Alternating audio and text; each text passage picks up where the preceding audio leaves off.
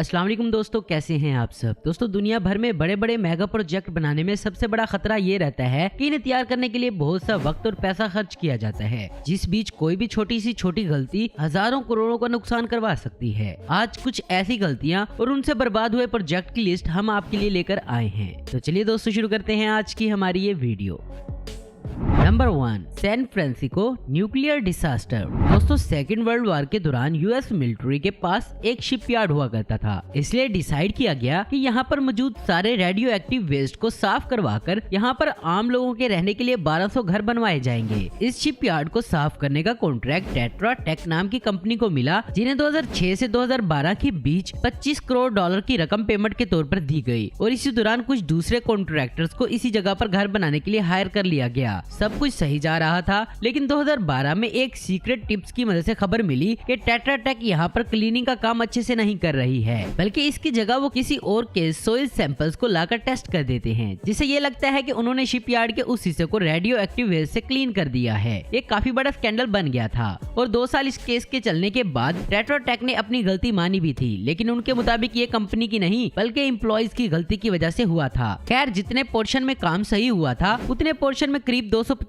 घर 2016 तक बना दिए गए थे और 200 से ज्यादा घरों को तो लोगों ने सेल भी कर दिया था। लेकिन तभी एक और रिपोर्ट सामने आती है, उसमें कहा गया कि टेट्रा टेक ने पूरी गलती नहीं मानी, अपनी उन्होंने जितना क्लेम किया है उससे भी कम काम किया है। 2018 की एक नई इन्वेस्टिगेशन के मुताबिक करीब आधे से ज्यादा क्लीन अप का काम फेक था, जिस वजह से इस पूरे प्रोजेक्ट ही को रोकना पड़ा और इस करीब तकरीबन $100 करोड़ का नुकसान इन्हें हो चुका था। लेकिन बात वहीं पर नहीं रुकी दोस्तों, बल्कि केस तब मजेदार हुआ जब पता चला कि अब 350 घर सेल हो गए थे और उन सभी घरों का दाम करीब $10 लाख था। डेवलपमेंट कंपनी ने टेट्रा टेक पर केस कर दिया और टेट्रा टेक की हिम्मत तो देखिए, उन्होंने यूएस नेवी पर ही केस कर दिया कि वो सबूत ना होने पर भी उनके ऊपर इल्जाम लगा रही है। ये चूहे बिल्ली का खेल चल ही रहा था कि तभी 2022 में एक और खबर आई, पता चला कि क्लाइमेट चेंज की वजह से पानी का लेवल बढ़ने लगा है, जिस वजह से शिपयार्ड में मौजूद बाकी रेडियो एक्टिव वेस्ट अब हर जगह फैल गया था। इसलिए पूरी सफाई दोबारा करनी होगी, यानी 22 सालों में सारे $100 करोड़ बर्बाद हो गए।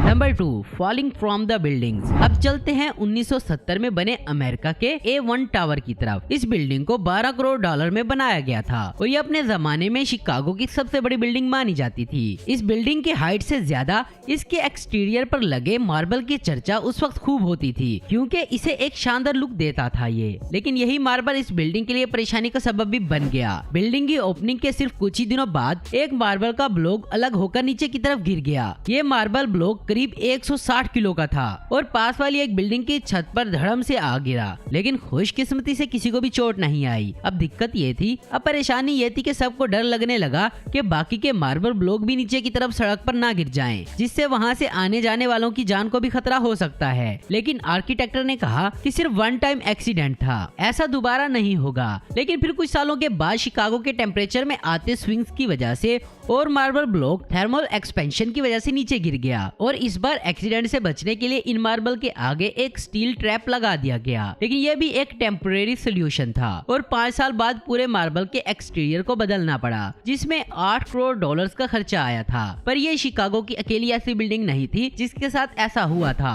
शिकागो की CNS सेंट्रल बिल्डिंग भी इसी तरह के मौसम का शिकार होती थी। गर्मी और थर्मल एक्सपेंशन की वजह से इसकी कांच की खिड़कियां राह चलते लोगों के लिए मुसीबत बन गई थी। 1999 में 29th फ्लोर की एक विंडो के क्रैक होने से एक 37 साल की औरत की भी मौत हो गई थी, जिसके बाद बिल्डिंग पर केस हो गया और इन्हें 1.08 करोड़ का जुर्माना भरना पड़ा।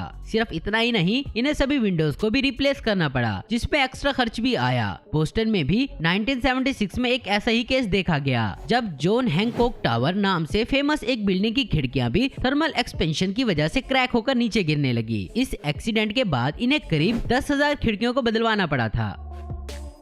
Number 3, Mississippi bridge collapse. दोस्तों, पाकिस्तान और इंडिया में तो वैसे भी ब्रिज कोलैप्स होते ही रहते हैं, लेकिन ये एक्सीडेंट भी अमेरिका के मिसिसिपी एरिया का है, जहां पर वहां का famous I-35 Mississippi river bridge 1 अगस्त 2007 के दिन कोलैप्स कर गया। 40 साल पुराना ये ब्रिज अपने साथ 100 से भी ज्यादा कार्स और 18 कंस्ट्रक्शन वर्कर्स को भी अपने साथ पानी में बहाकर ले गया, जिसमें से 13 लोगों की मौत हो गई और 145 से भी ज्यादा लोग घायल हो गए। जब इस ब्रिज की तहकीक हुई तो रिपोर्ट में पता चला कि पहले ब्रिज का सेंटर स्पैन अचानक से कोलैप्स हुआ, जो धीरे धीरे ब्रिज के सभी हिस्सों को अपने साथ ले गया। और आगे की तहकीक में सामने आया कि इस ब्रिज की स्ट्रेंथ पहले से ही कई लोगों ने वार्निंग दे दी थी और इसे रिपेयर करवाने की मांग भी चल रही थी। इसमें एक बहुत बड़ा डिजाइन फ्लो सामने आया। अलग अलग ब्रिज के सेक्शन और बीम्स को जोड़ने वाले गेस्ट प्लेट्स जो उस ब्रिज में लगाई गई थी वो बहुत ही पतली थी और इस गाड़ियों के अलावा 300 टन का एक्स्ट्रा कंस्ट्रक्शन मटेरियल भी रखा हुआ था, जिसका भारी वजन ब्रिज सह नहीं पाया और कोलैप्स कर गया। इस ब्रिज में जख्मी और मारे गए लोगों को करीब 5.02 करोड़ डॉलर्स का हर्जाना भरना पड़ा और इसके अलावा इस तरह हादसों को रोकने के लिए 250 करोड़ डॉलर्स का फंड भी बनाया गया, जिसमें से 25 करोड़ डॉलर सिर्फ इस ब्रिज को रीबिल्ड करने में खर्च किए गए। Number 4, Seongsu bridge collapse. चलिए अमेरिका से अब चलते हैं साउथ कोरिया के कैपिटल सियोल में, जहां पर 21 अक्टूबर 1994 के दिन सियोंगडोंग और गैंगनम डिस्ट्रिक्ट को कनेक्ट करने वाला हैन रिवर पर बना सिंगसू ब्रिज कोलैप्स कर गया। ट्रैफिक के बीच इस ब्रिज की 5th और 6th लेग के बीच का 50 मीटर का हिस्सा अचानक से ब्रिज से अलग होकर नीचे की तरफ आ गया। इस 50 मीटर के स्लैब में उस वक्त एक वैन, एक कार और एक बस भी थी, जो उसी के साथ नीचे आ गई। इस पूरे एक्सीडेंट में 39 लोग मारे गए, जिसमें से 29 लोग उसी बस में ही बैठे हुए मुसाफिर थे। इन्वेस्टिगेशन की बात से पता लगाया गया इस ब्रिज को ओरिजिनली 36 टन से कम वजन वाले व्हीकल्स को हैंडल करने के लिए बनाया गया था, लेकिन वक्त के साथ बढ़ती ट्रैफिक डिमांड की वजह से इसे कुछ वक्त के लिए 47 टन के व्हीकल्स के लिए भी खोल दिया गया था। इसी के साथ साथ ब्रिज के सस्पेंशन स्ट्रक्चर में भी कुछ वेल्डिंग और रिपेयर वर्क की सख्त जरूरत थी, जिसे इग्नोर किया गया था, जबकि कई वार्निंग पहले भी भेजी जा चुकी थी। इस कोलैप्स के बाद ब्रिज को मेंटेन करने की जिम्मेदारी रखने वाले 7 सिटी ऑफिशियल्स को अरेस्ट कर लिया गया और शहर के मेयर को भी इस्तीफा देना पड़ा। इसके बाद इस ब्रिज को रिपेयर करने का काम शुरू किया गया, लेकिन बाद की इन्वेस्टिगेशन से पता चला कि ब्रिज अब इस कदर कमजोर हो चुका है कि इसे अब रिपेयर नहीं किया जा सकता और अब पूरे ब्रिज को ही डेमोलिश करके यहाँ पर एक नया ब्रिज बनाना पड़ा।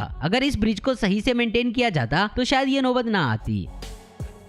और ये लिस्ट अभी खत्म नहीं हुई दोस्तों, और भी ऐसी बहुत सी कहानियां बाकी हैं, तो अगर आप इनके बारे में जानना चाहते हैं तो आप नीचे कमेंट सेक्शन में बता सकते हैं कि क्या हमें इस वीडियो को अगला पार्ट बनाना चाहिए। तो दोस्तों आज की वीडियो में बस इतना ही। उम्मीद करता हूँ दोस्तों आपको वीडियो पसंद आई होगी। ऐसी इन्फॉर्मेटिव और इंटरेस्टिंग वीडियो देखते रहने के लिए हमारे चैनल को जरूर सब्सक्राइब करें। अगर आपको हमारी वीडियो पसंद है तो लाइक कमेंट शेयर करना मत भूलें। Thanks for watching.